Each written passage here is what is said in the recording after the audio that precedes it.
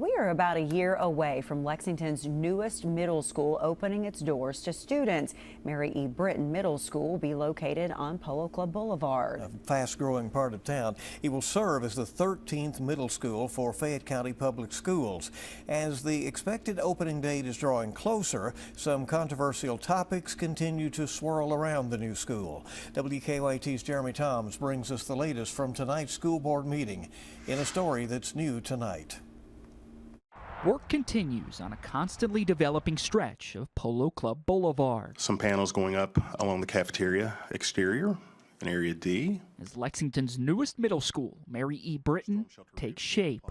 FCPS Chief Operating Officer Myron Thompson says the school project is 71% done, with completion slated for April 2025.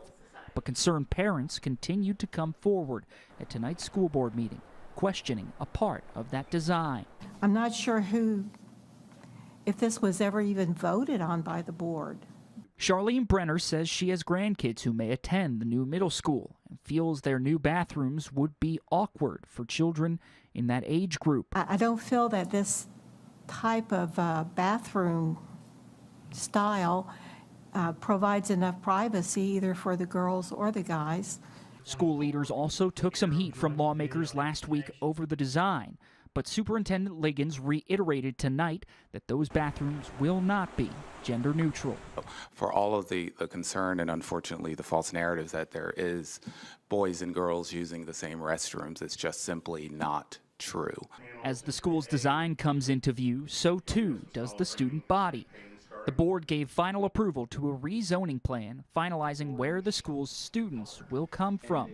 Now they're looking ahead to those doors finally opening. I certainly want to work with our families in the area, move the process forward. You know, we're going to have some community meetings with the new principal, with the families that are impacted.